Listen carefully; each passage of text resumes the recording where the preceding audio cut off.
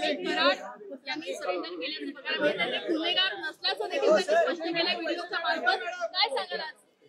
असं आहे की मी पहिल्या दिवशीपासून सांगतोय, बीडच्या प्रकरणामध्ये कोणालाही आम्ही सोडणार नाही. ज्याचा संबंध आढळेल, ज्या प्रकरणात आढळेल त्या प्रत्येकावर या ठिकाणी कारवाई करण्यात येईल. अतिशय कडक कारवाई करण्यात येईल.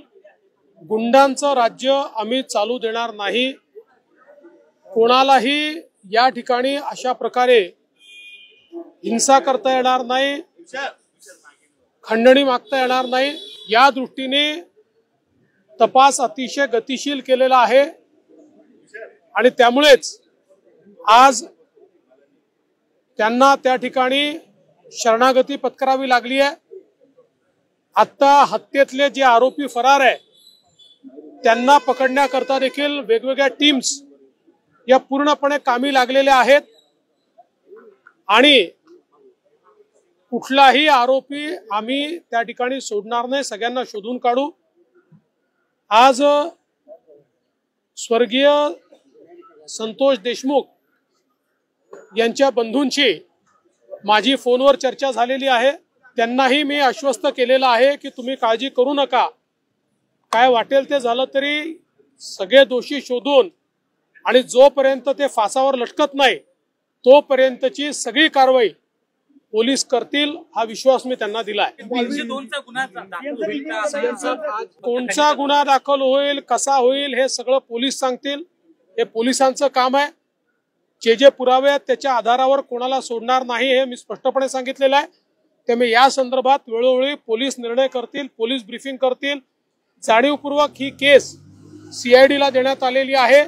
त्यांना पूर्ण स्वायत्तता देण्यात आलेली आहे. कोणाचाही त्यांच्यावर दबाव चालवून घेतला जाणार नाही, कुठलाही दबाव राहणार नाही. कोणी काही म्हणत असलं तरी पोलीस जो काही पुरावा आहे या पुराव्याच्या आधारावरच या ठिकाणी कारवाई करतील. त्यामुळे कोण व्हिडिओत काय म्हणताय, कोण काय म्हणत नाही हा विषयच नाही. विषय हा आहे जिथे पुरावा आहे त्याला सोडलं जाणार नाही.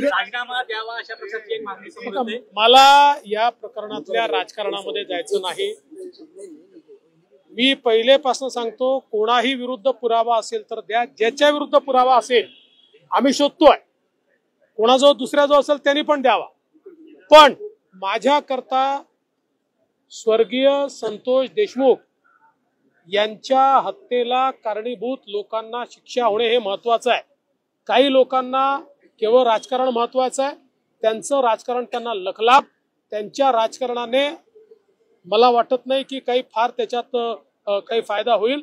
त्यामुळे मला कुठल्याही राजकीय वक्तव्यामध्ये जायचं नाही, त्याचं समर्थनही करायचं नाही, त्याचा विरोधही करायचा नाही. हे राजकारण त्यांनी त्यांच्या ठिकाणी करत राहावं. मात्र आमची भूमिका स्पष्ट आहे. स्वर्गीय संतोष देशमुख यांना न्याय मिळवून द्यायचा, तो आम्ही मिळवून देऊ.